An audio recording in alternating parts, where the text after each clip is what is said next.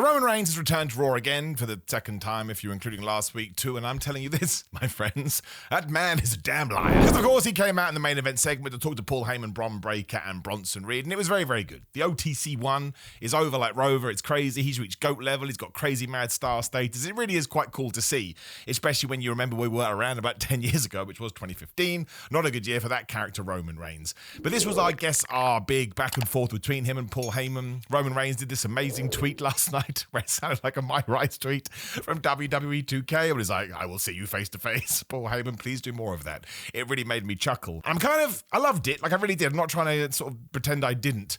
I'm a bit concerned, confused as to what 100% of the story is, because Roman Reigns said, Paul Heyman, you ruined the bloodline, right? I'm going to talk in headlines here because it's easier. But Paul Heyman didn't ruin the bloodline. And Roman Reigns was like, listen, the reason I ducked after WrestleMania losing the title is because it's time to start the new bloodline. And yes, he went home to take care of his family. Absolutely cool. Also, Roman Reigns or Joe Anoa'i, whatever, as far as I'm concerned, can take as much time off as he wants because he's the man and he's got a family and he deserves that. All wrestlers should be able to do this. But because he went away, Solo Sikoa and his Bloodline 2.0 murdered Paul Heyman and threw him through a table, which is one of the reasons Paul Heyman eventually went, I don't want to be your friend anymore, Roman Reigns. You weren't there for me when I needed you the most. And then Roman Reigns got this big tirade about how he was nice and he was never horrible, even though he gaslit Jey Uso and Jimmy Uso and who else, Sami Zayn and Solo Sikoa for the last half decade. Now, of course, if you are a manipulator, you will continue to manipulate. And it's not like Roman Reigns can say this as a babyface, or maybe he could. You have to be really nuanced with it. But it was kind of mad and it was kind of nuts. And it wasn't bad, again. I want to keep reiterating that because sometimes people think I'm trying to take a shot when I'm not. It's just interesting for this new WWE because I'm maybe the outlier here, which is fair, but it kind of watched it going, am I meant to pretend what I saw didn't happen? Are you meant to be pulling the wool over my eyes? Or does Paul Heyman get a rebuttal soon when he goes, excuse me, none of that was accurate. Here's what really happened. I do not know. Now, the important part is that Roman Reigns did thank Solo Sikoa and the Usos and Sami Zayn. They said even Sami Zayn. Sami Zayn was a massive, important component of all of that. And it's the first time he's done that. So that's a very, very babyface thing. But it just kind of made me raise an eyebrow a little bit. But again, it was really good. Crowd was super duper into this, going absolutely crazy. And the real sort of, what's the word I'm looking for? Hustle tussle was between him and Bron Breakker. He called Bron Breakker Jr. Bron Breakker, I'm like, man, I'm so mad at you. Your prime was 5 years ago. Nobody wants you here. You should leave. I love the fact we're leading back into the more NXT Bron Breakker. When he does go crazy, he's a bit like the Bron Breakker, Baron Corbin Bron Breakker, which we kind of moved away from. We went all stoic. Screw that. I much prefer someone that's got an over-the-top personality. And then, yes, Roman Reigns tries to beat them all up, pretending he couldn't hear them. Didn't do the wrestling mass at all. Didn't play the numbers game. He gets beaten up. Jey Uso comes out to see him. And we got a spear from Bron Breakker on Roman, and then a spear from Jey Uso onto Bronson Reed, maybe, and then Roman Reigns speared Bron. There was a lot of spears. Somewhere Goldberg's very upset. Talks about What Culture Ups and Downs. Make sure you go and check that video out there. Subscribe to them and subscribe to me as well. I'd massively appreciate that. And patreon.com/Simon316 for watch-alongs. But now the big question is what happens at SummerSlam? Well, there's 2 points, really. Is this the start of the Bloodline 2.0 in the sense that Jey Uso and Roman... 3.0, sorry. Jey Uso and Roman Reigns will get together, do a tag team match at SummerSlam. That should probably happen on Raw next week, would be my guess. And you do the singles matches. Well, I guess I've answered my own question there. Do we do Jey and Roman versus Bronson and Bron? Or is it Roman versus Bron Breakker and Bronson Reed versus Jey Uso? That is better to me because there's far more jeopardy in doing the singles matches. And if you're trying to build a 2-night SummerSlam, it's got to feel more like WrestleMania than it does a random pay-per-view or, dare I say it, a Saturday Night's Main Event. That tag team match feels like a Saturday Night's Main Event match. There's nothing wrong with it. I'm not trying to be disparaging towards it. But SummerSlam needs to be bigger this year for obvious reasons. And Roman Reigns obviously isn't going to be in the main event, or it doesn't feel that way. And you have the Seth Rollins question hanging over our heads. Now, the rumor was it was going to be Seth Rollins versus Roman Reigns. I don't know if that's true now, because if the Seth Rollins thing is accurate, he's going to come back at SummerSlam, he's going to stomp CM Punk's head into the mat and maybe pin him, or maybe steal the title from Gunther. Either is fine. That's what Naomi did, essentially, or you can wait until the match is over. And, you know, Paul Heyman for the second week did say, oh, Seth Rollins is going to be away for a long old time, which you would say. I don't know if WWE's leaning into this. I don't want WWE to change the plan just because it leaked out. Remember when we did that years ago, maybe 2009? That may be a bit late, maybe a bit early, I should say, when we all knew Christian was coming back from TNA, and he was going to be the guy that jumped Jeff Hardy. But then everyone found out. So we changed it to Matt Hardy and Jeff Hardy and them falling out and doing that feud, which was way too early. We could have built that way better. So I don't want to change just because we found out. Who cares that we found out. Even if you predict a story on a television show or a drama, you worked it out, it's still fun to see it. If anything, it raises anticipation. I don't want swerves for the sake of swerves. Don't go back to that. That is crappy wrestling. Sometimes it's fine, but that really should be once in a blue moon. Not all of the time, especially not involving your big guys in something like SummerSlam. But I guess it's good that we've addressed the Paul Heyman and Roman Reigns thing, even though I still think Paul Heyman has to say something. And we made sure that he didn't get any words out here. Like, he got interrupted instantly. Then he tried to offer Roman a place in the, whatever we're calling Seth Rollins' group, which was funny. And then it was all Roman saying, you're a dumbass, I hate you, I don't like you anymore. So hopefully Paul Heyman can go, you didn't really help me when Solo Sikoa was beating my ass. But again, Roman Reigns did thank Solo. I like that. It made that, it's difficult, right? Because it made the Bloodline feel like this tight, lovely unit, but they weren't. He was horrible to them. But that was why it's so good. Because he was like some mad dictator. But we will wait and see. Either way, it was a great ending segment, like it really, really was. Opening segment was good too. CM Punk, Gunther, kept it very traditional, very old school. CM Punk's the best in the world. Gunther was like, no, you're not. I'm the best in the world. Because, of course, I have the championship. That makes me the best in the world. Always difficult when you have 2 WWE titles. But you have to do something big next week. I mean, even CM Punk, bless him, he's trying to sort of work in the fact that I've only got 2 weeks because, we didn't build the SummerSlam, we didn't have time, so I had to build 72 other main events before this. But at least it does tie into the story, and I hope they do something. It does suck as well, because if CM Punk does win that championship, which he absolutely could do, it kind of blows a little bit that it is going to be on a fortnight's worth of notice. So you really want to build that up to a fever pitch where people are like, CM Punk's going to win a championship. It'd be his first world championship in WWE since 2012? Is that correct? I don't know. Obviously, he was AEW World Champion too. But in terms of that lineage, that's massive. But I still think they're going to have a great match. CM Punk is born to do wrestling, which is a dumb thing to say. And Gunther right now, I did a list. It's going up soon, like the halfway through the year awards. Stupid way to put it. And Gunther is number 2 in my Wrestlers of the Year of 2025. He has done everything. And he's been given some really strange assignments. And he still comes out smelling of roses because he's just the best. So it was short. It was sweet. I'm going to imagine we do more next week. And really, the only other problem I had with this episode of Raw, as I always say, too much distraction, too much interference, too much confusion. Every single match, even the Sheamus one, we used a bit of a weapon. And I like Sheamus versus Rusev. They need more promo time. They need more story. It feels like we're kind of rushing through it. But then the tag team match, Ivy Nile and loads of other people get involved. I can't remember who else was out there now. But then the women's tag, Dominic Mysterio and Becky Lynch. And then there was another match too, I can't even remember. It's just too much for me. And people go, Simon, why do you care? Well, I don't really care. It's professional wrestling. But if I'm going to sit down here with my critique hat on, I would always rather that was the lesser and not the morer, because it just has more impact. If you get run-ins in every single match, if you want to be super geeky about it, you can be like, why is Adam Pearce not trying to stop this? He's the general manager.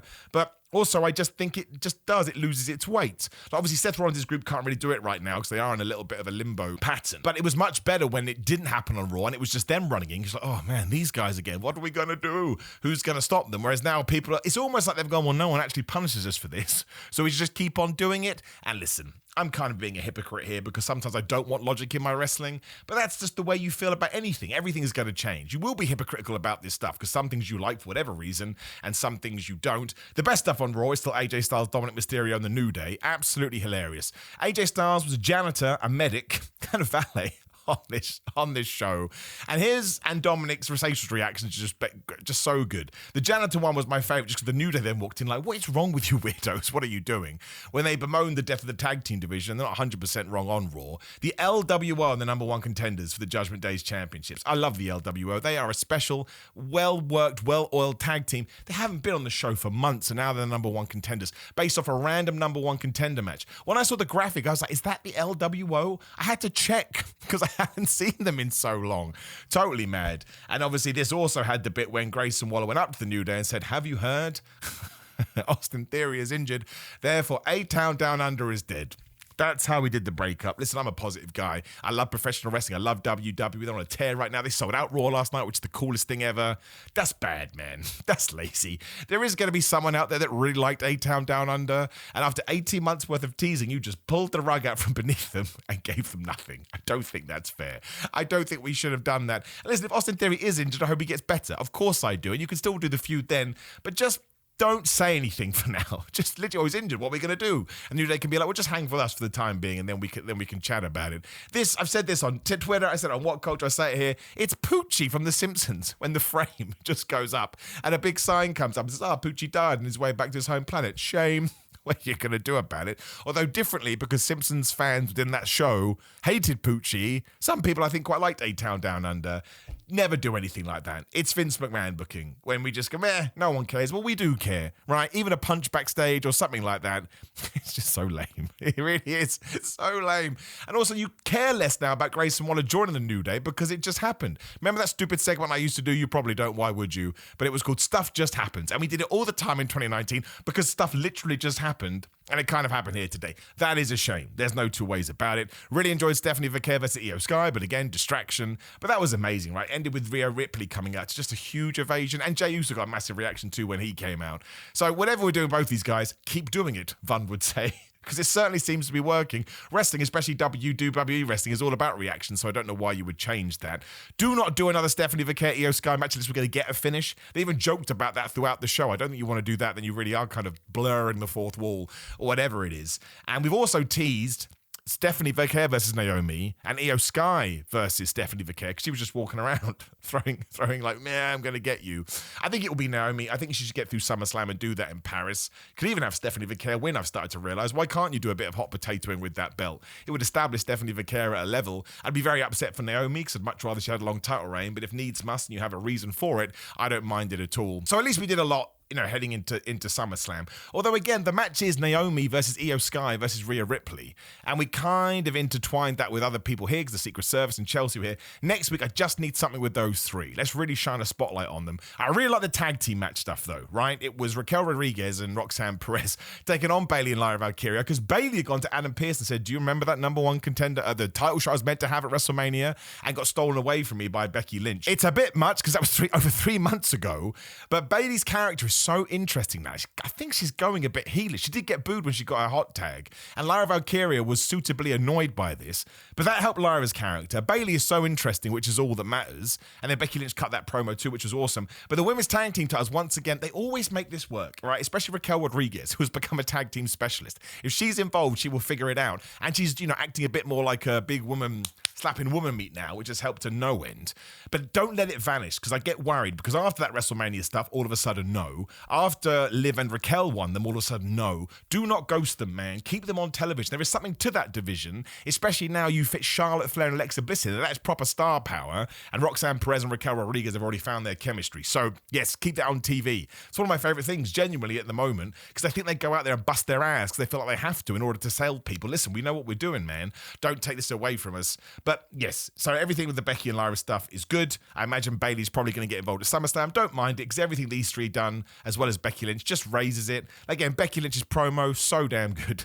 I love this character so much. She's on that 10 list as well, and she only came back in April, which kind of sums it up. And of course, Lyra Valkyria gets the last word in that and drops Becky Lynch with the manhandle slam. Still think Lyra Valkyria is going to win that championship, but I said that last time as well. I don't mind Becky Lynch holding on to it, especially if Bayley does get involved. This is what I mean about the interference stuff. That's a match where I'm like, I hope Bayley does get involved, because she's just so pissed off. But we see it all the time. So it's the law of diminishing returns, and it's not going to be as cool. But it doesn't matter, because they've elevated the title, they've elevated Lyra. Becky Lynch just on fire. Bayley's interesting. And speaking of interesting characters, Carrie and Cross too. Now, I've been smashed on social media because I said I like this. Apparently people didn't, which is fine. It's just so different and weird. The way Carrie and Cross works is like nobody else on that roster, and you can say it's bad. Of course you can. That's your prerogative. But it just stands out to me. And it was 2 hours, 40 minutes, I think, Raw this week, when all of a sudden you get this, what do you even call it? Just something different. Something shifts a bit. And Sami Zayn is just the best babyface who knows how to sell. Again, it would have been so much better if Scarlett interfering had been the only interference. It really would have meant something more. But Sami Zayn lost. One, he returned early, but he wrapped his ribs in tape. All right, he'll be totally fine. Karrion Kross hit him with a pipe. It's attempted murder, man. But he beat Sami Zayn. However he did it, that is absolutely massive. And he did get a pop. He got a pop in Texas against Sami Zayn, the ultimate babyface. So I like it a lot. Again, I find it weird and different. I can't take my eyes off it. It's a little bit like a car crash. I'll never moan. I'll never be against it. Doesn't mean it's always going to work, but it worked for me here, given where it was spaced in the card. So a decent Raw. I mean, the only issue is we don't know what Roman Reigns is doing. Unless that Bron Breakker match got announced, which it could have done. Sometimes I'm doing so much I miss things. It's still wishy-washy on this episode to me as a fan. And we are 10 days out or something like that. We need to start getting some matches. A bit longer than that, really. But we've got SmackDown to do stuff and we've got Raw to do stuff. But this is the one negative I will throw at WWE at the moment. Too many shows, too in close proximity to one another, which does have a knock-on effect. It just does. And coming out of SummerSlam, there's only 3 weeks till the Paris show, which is why we're doing all this stuff with Stephanie Vicare, by the way. Maybe she is going to be in the main event, which is why we're doing it. I don't know. And it's not the end of the world. It doesn't make a huge difference. I just think WWE was way better last year, especially when they felt like there was a lot of breathing room. We could tell stories. And like, I would love to have seen Punk done at least 3 promos against Gunther. But instead, do we do something physical next week? Does he cut a promo? I mean, Gunther is a promo guy, man. People pretend that he's not, but every time he says something, you believe it. Like he said to Punk, I'll drop you like a wet towel. I thought, oh my gosh, going to shoot him. It's going to do something to him. And Punk is all time. I guess we dedicate a lot of that time for Roman because they did go quite quick. So we'll wait and see it, but I still want to see the match. Maybe they understand that as well. Gunther versus CM Punk is a Jeopardy match. Either guy could win. You wouldn't be surprised. CM Punk can be champion. It doesn't matter. Gunther only won it like a month or 2 ago. He's Gunther, man. He'll be fine regardless. Again, Pat McAfee, Goldberg. The dude always comes out smelling of roses. But it was a decent Raw. I am hyped for SummerSlam because it's SummerSlam, not necessarily because this episode, but I still like the direction it's going in. Again, Roman versus Bron, interesting match. CM Punk versus Gunther. John Cena versus Cody Rhodes is now a street fight. The 3-way for the women is going to rule. Even Tiffany Stratton versus Jay Cargill I've got an interest in because you could give it to Jay Cargill. I mean, does Bianca Belair get involved there? I don't know how that would work. Maybe I'm just being silly. So there's a lot of good stuff on here. But if we do the Judgment Day versus the LWO, I love the Judgment Day. Finn Balor made me laugh out loud when Dominic finally went for his medical. And we're getting Dom versus AJ Styles, of course. But when he went for his medical, Finn Balor was like, get me a lollipop. The Judgment Day have gone back up here again. I did the video the other day, my best groups of all time, and I put the Judgment Day in it. And maybe some recency bias, but they've been going for 3 years now. And they've had their lulls, don't get me wrong, but they always find a way to climb back up again. And there's been different guises, different iterations, different leaders. They're awesome, and I really like them. And so many people have benefited, Damian Priest and Rhea Ripley being at the top of that tree. So maybe a decent episode of Raw as opposed to a proper on fire one. And maybe that's why there's a little bit of a disappointment because you want fire when we get to this close to SummerSlam. 2 nights as well. We wait and see. I don't want to jump on it too much. I still had a good time. I still enjoyed it. Before the distraction, Eio Sky versus Stephanie Vicare, really, really, really good. But I want to know what you think about this. It's way more important than me. Drop me a comment down there. Like the video, share the video, subscribe to the video on the screen, which is me talking about professional wrestling. Why wouldn't it be? And Cody Rhodes' apparent heel turn. Very interesting. Otherwise, if you like more content, go to patreon.com/Simon316. $5 for watch-alongs and all kind of nonsense. If you're into fitness, it's grillermind.com/Simon. Simon get 10% off ships worldwide. They're the best. Not even sugarcoating anymore. I love them too much. I'm just going to tell you. Simon316, if you want to come yell at me, that's always fun. Simon Miller on Cameo for personalized videos. Simon J. Miller on TikTok. And again, if you want to go to Big Cartel and Pro Wrestling Tees and my name, you get stuff like this. Can you even see that? Bald Life t-shirt. People tell me you're going to get parody, you're going to get cease and desisted. It's a parody. You can't come at me. I've been through this many a time and we learn the rules. But let's keep enjoying wrestling because that's what it's all about. Ignore the negative Nancy's and ignore the grifters. Have a great day. Appreciate you. It's hot here. Goodbye.